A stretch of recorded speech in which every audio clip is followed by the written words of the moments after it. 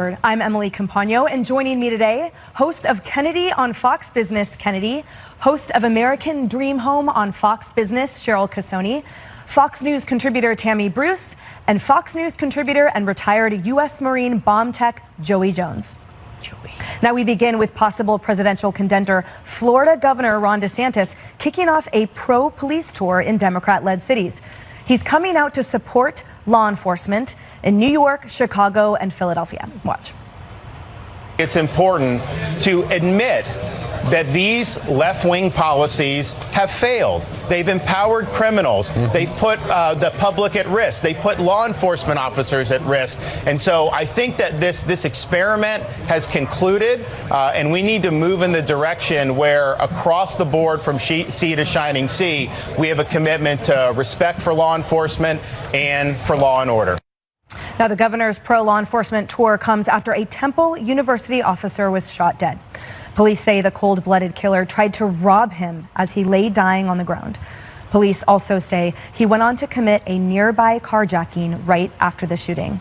He was busted yesterday, and police used the fallen officer's handcuffs to arrest him. Christopher Fitzgerald was a married father of 4 and the son of a former police chief. Joey, it's just incredibly tragic that these stories keep happening, that the senseless loss of officers' lives keep happening in uniform and out. I'm grateful for Governor DeSantis standing up for law enforcement as he travels this tour. Yeah, you know, as a matter of politics, it's a really smart idea. I mean, if you think all the way back to Jeb Bush and Hillary Clinton going around the country doing their stump speech when they weren't presidential candidates to raise money, that's kind of the other strategy, right? Is just to go give speeches to rich people and get big checks. Here's a guy that we pretty much know is going to run for president. He's choosing an issue, and he's doing a tour for that issue, essentially accomplishing the same thing as a future presidential candidate, but doing so in a way that gives people hope and gives them an idea, an actual reason for voting for him other than I believe in democracy or I believe in the Constitution. So from a matter of politics, absolutely smart idea. And then as a matter of fact, it's just true. We have a class of Americans that demand accountability for police officers, and usually that's the same class of Americans who do not demand a standard for police officers, which comes with a budget, comes with training, and comes with making sure you have the right people wearing the badge. I mean, we saw what happened in Memphis, and the implications without all the evidence are that those people probably weren't even qualified to be doing the job to begin with because of how they were acquired and the way they were being used, which was probably a grasp at a straw.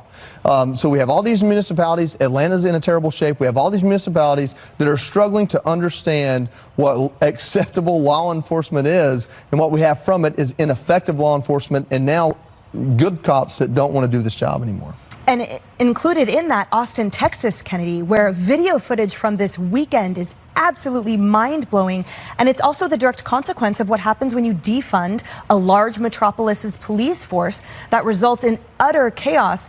And it results in average Americans here, working Americans just like us, seen as those brave men and women have to regress. They have to depart, something like that. And those are teens, by the way. Those are teens. That's just the tip of the iceberg that our officers are facing every day that people like Governor DeSantis are now showing up to show support for. Yeah, and the murderer of that Temple University police officer, also 18 years old. So this is a really senseless age. So if you have no respect for life, if you have no sense of boundaries, obviously horrible parenting, when there are no consequences for your actions, then you are just going to full throttle with horrible actions because you know you're not going to be thrown in prison.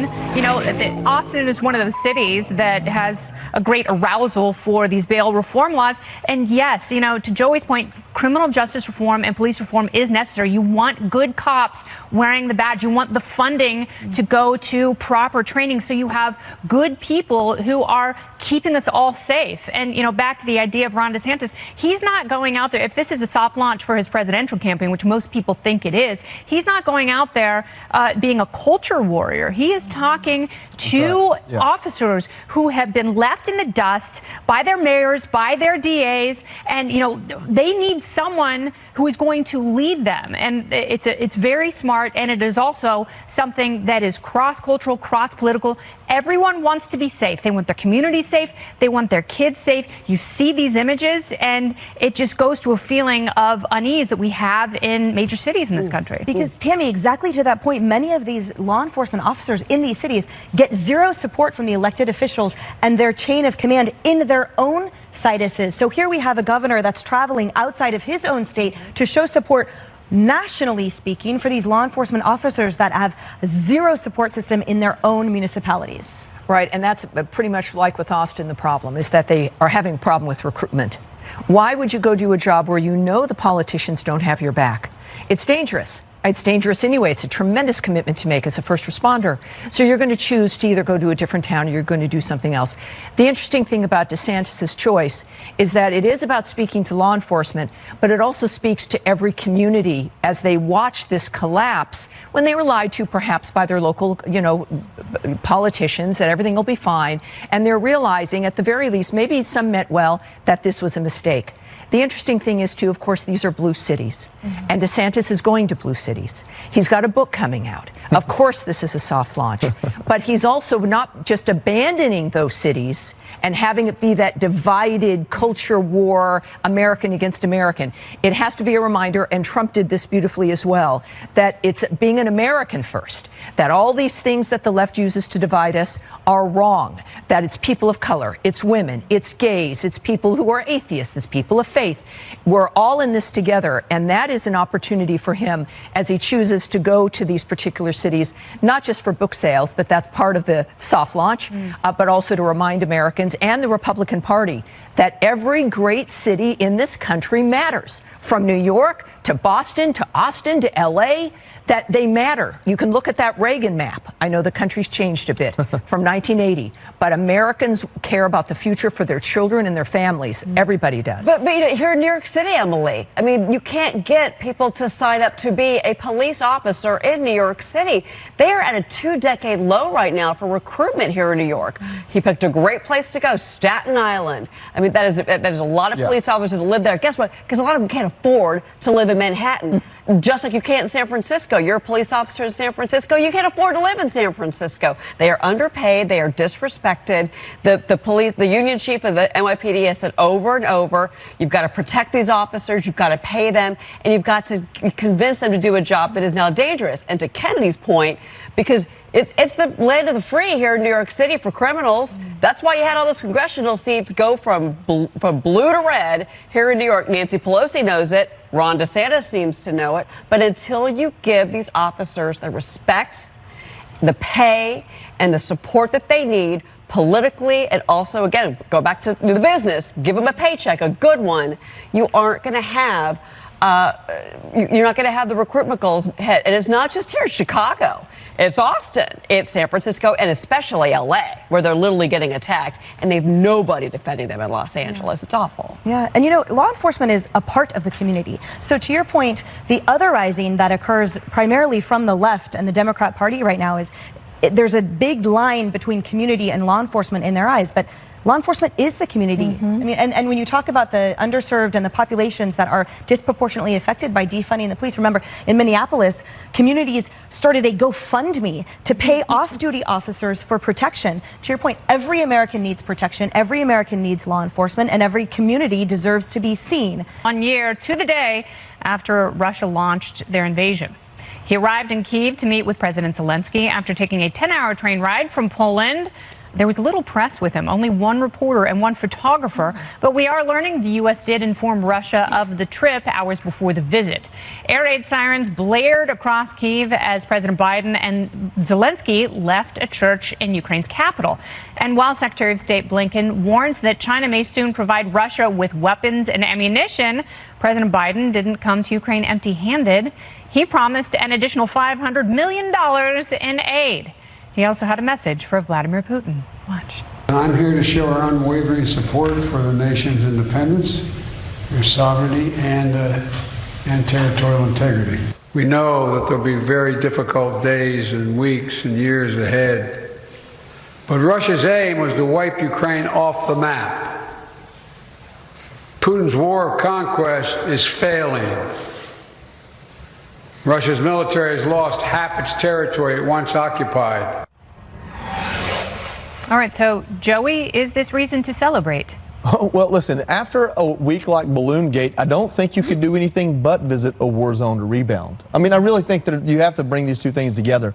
You're looking at a president there who, yes, had this trip scheduled, but 2.5 weeks ago, his life was much different as far as how he thought he was perceived by the American people in the world. Here we are 2 weeks later, and pretty much every Republican in Congress, some of the Democrats, and most Americans think this president is a little bit of the tail wagging the dog when it comes to defending our country. If you believe in border security, you certainly think he doesn't know how to do it. If you believe that withdrawal in Afghanistan was botched, you certainly believe he doesn't know how to do it.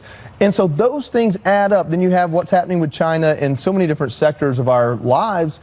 Those things add up to a distrust of the same man standing in Ukraine telling you this war is just and righteous and all the money we spend is necessary to secure our democracy and our freedom. So when Americans, like my colleague Rachel Campos Duffy that sits on Fox and Friends on the weekends and just throws questions at this, when they have questions about this, that doesn't mean they want the people in Ukraine to suffer. That doesn't mean they think Russia's a good actor. It means that we as Americans were sold once, about 2001, through 2020, something along the lines, or 21, something along the lines of we must send our blood and treasure to the Middle East so that those people can live a free life, and here we are, and those people aren't living a free life. So we have to ask questions. We need to know the money spent. I'm trying to find out, is it 30 billion or upwards of 100 billion that we've spent or promised to Ukraine? We need to know where this money goes.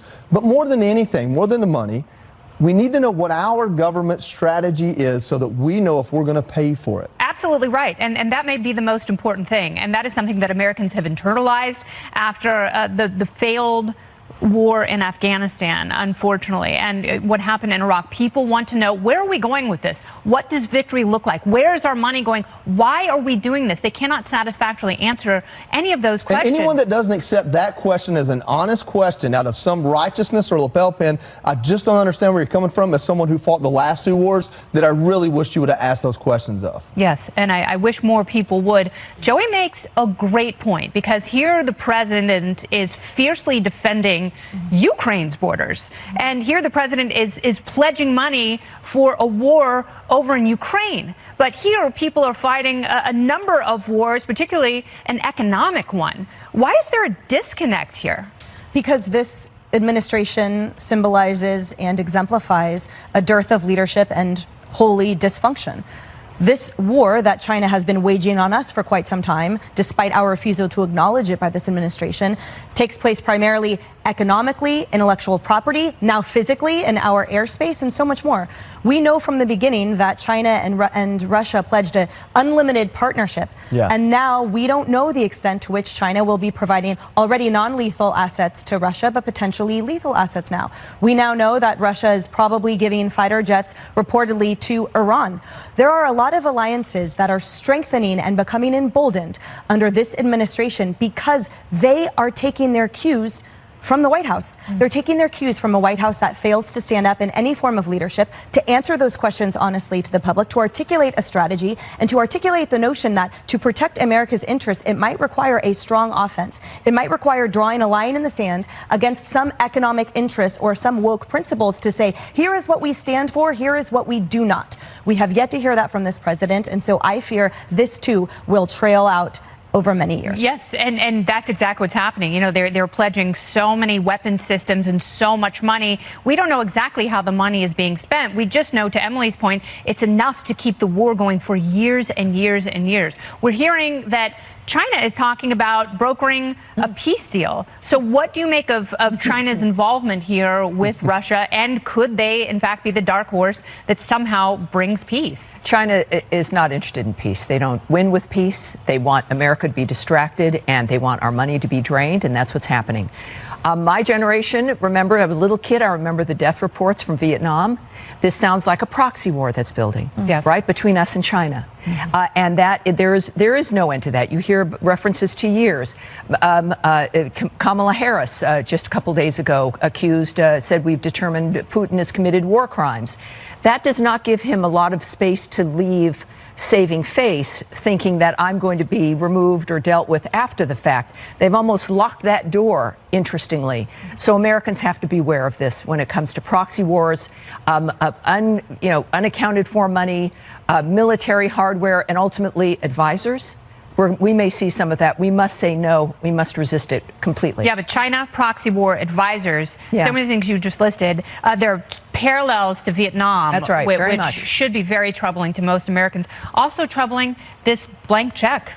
the oversight. We saw all the billions in money in COVID that we're now finding has been lost, unaccounted for. This has to be congressional oversight. That has to come from Washington. So if we're already in the hole for $30 billion, we're talking another $500 million. But back to that China-Russia issue. I had Dana Hoffman on Fox Business this morning. He said something very interesting. He goes, the Chinese are playing a very serious game of chess with us, and we are losing. Yeah. Shocker. Okay, what he said is that China has no interest in doing, quote unquote, lethal support when it comes to Russia. Yeah. They want to see Russia fail.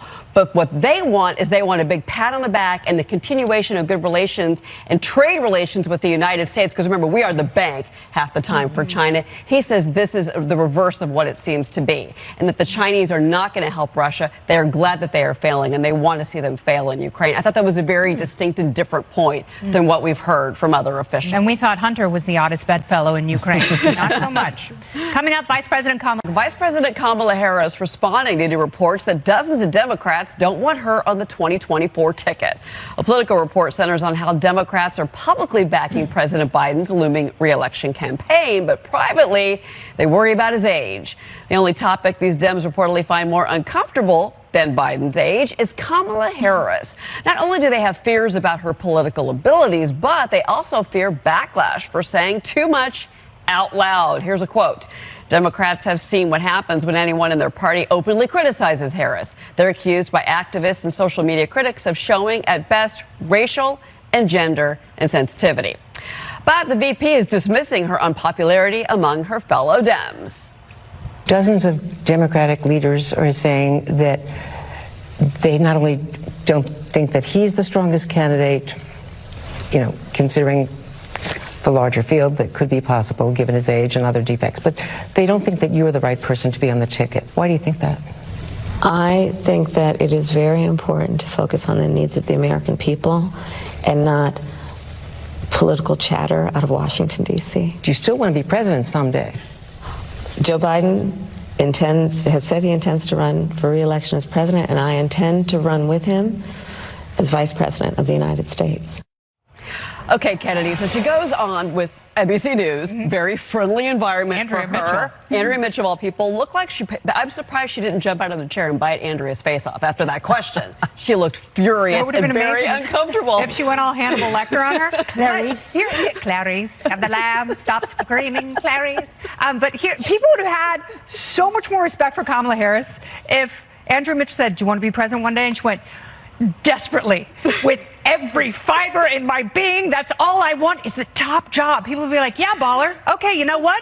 5-point bump in her poll numbers, which are awful right now. They're at 39%. The president, whom people don't trust, don't have any faith in, and say very openly is wildly incompetent, he's at 45%. She is in her prime. She's just not good at her job. Wait, is she under 50 or over 50? Yeah. Sorry, Don Lemon. But that's true. I mean, think about it. I mean, her popularity is worse than Biden's. And remember, the White House has really pulled her back. I'm sure they thought that was going to be a slam dunk interview with Andrea Mitchell just now. Didn't work out so well. And notice her response. Kamala said, I want to focus on the American people, not the chatter. She didn't say I want to focus on my accomplishments. Why don't we talk about what I've done while in office? Because there are none. So she's pivoting to these blanket sound bites that are perpetuated and amplified by that left-wing media without actually saying something concrete. To your point, so she wants the box checked that finally I've made it to the highest office. Finally, I have the best position possible, without explaining to us why and how she's earned it. We know when we dig down, or actually you don't even need to dig at all to see exactly how she's not. But that's just like her boss also. And note how many across the political landscape refuse to say in print, in public, how awful they find her, how terrifying that prospect is. It is the ultimate would you rather. Would you rather have President Biden as president or Kamala? And that's like, you're like, I can't do this, so I can't even answer. That's what they're all saying, and yet they say, turn off your phone, Politico reporter, turn off the microphone from the Democratic governors, right? There's absolutely a refusal to acknowledge what everyone feels. Is there anybody, Tammy, in the Democrat Party that's willing to speak up, do you think, to say that they do not think that she should be on the ticket? Only until they see what Biden's going to do, because without Biden's answer, they don't know who also would be on the ticket. So this is what the donors want, right? This is going to come down to where the money is going to go. And look, she doesn't care if there's Democrat leaders who don't like her. We saw what happened in the last primary season with Biden. And Democrats should be upset at this. She's expecting a next in line, dynamic for who's going to be the nominee. And the Democrats have set that up with putting South Carolina first. Because that is how Biden was saved. Biden was like running third and fourth, right? Losing to Bernie. And suddenly it was Clyburn's machine. It was the machine in South Carolina that will set the tone. So you will see that happening. She believes that will occur again if this is in the stars for her. But ultimately, people will come up when they know what is on the ground for Biden and for her, because there are other people who certainly also think they can be president, and maybe they really could be.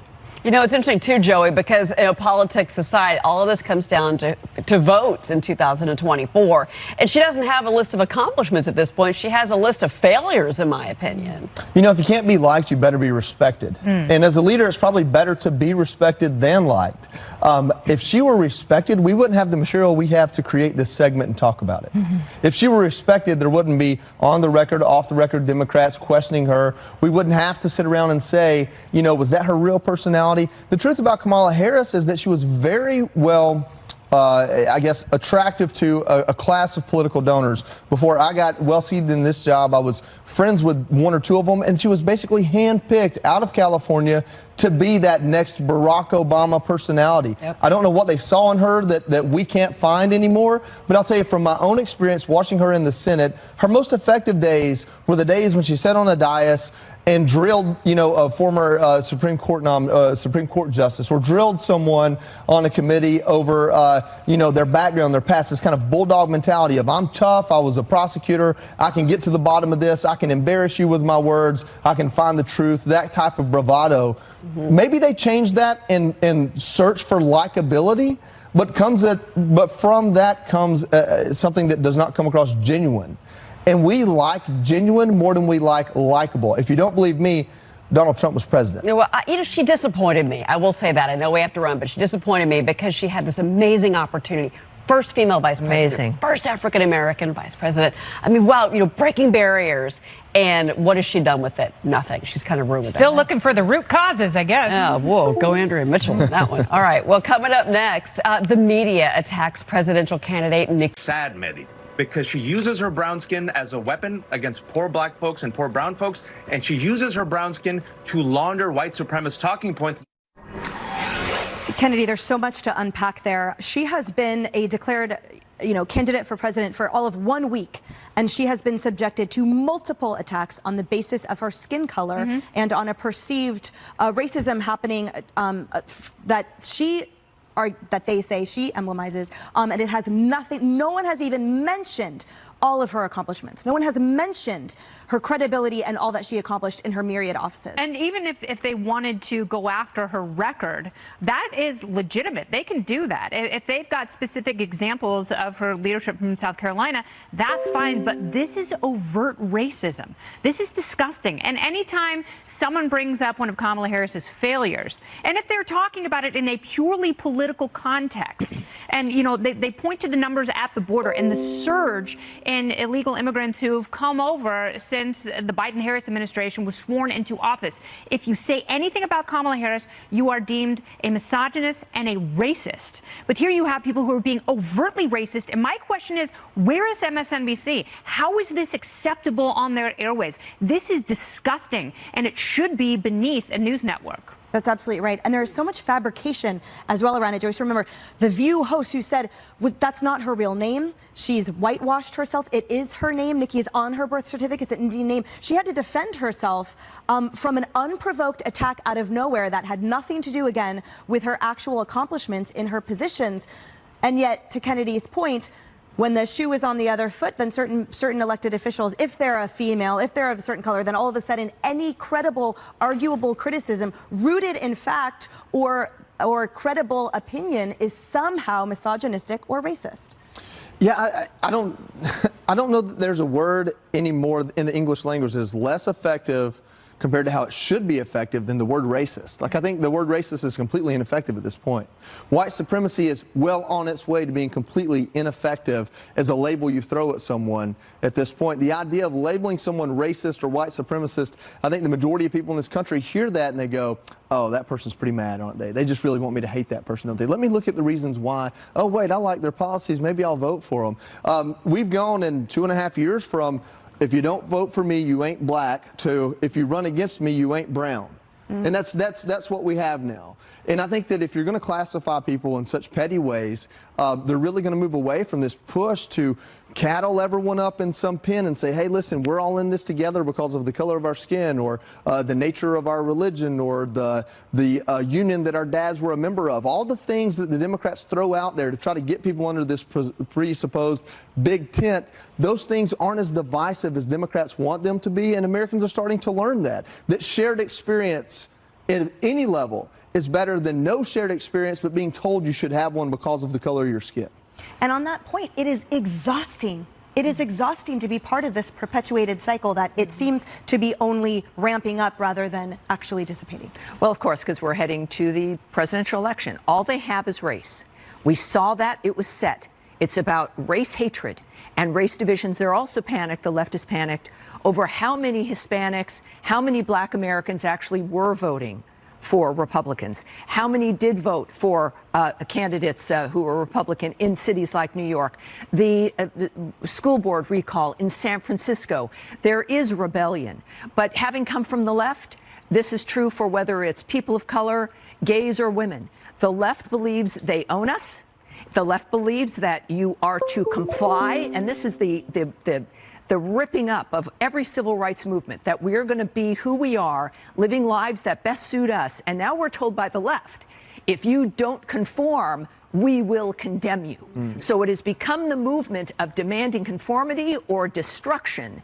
And it used to be, you stand up, you sit in that bus where you want, you sit at that counter where you want, you go to a bar and enjoy a drink without being arrested because you be you. Now, if Nikki Haley is herself, she's going to be condemned as worthless, as not part of the family, as not worthy. And that is misogyny, it's racism, it's sexism, it's everything. But ultimately, it exposes the left for being the obscenity that it is now, which is the opposite of what the civil rights movements in this country were all about. And it's being sanctioned by these structured networks and media platforms and newspapers and periodicals that are supposed to be dedicated to only truth and light in darkness. To Kennedy's point, how is that being allowed to share that platform? These really radical and minority views in that way, there are plenty of free platforms out there for them to feel published.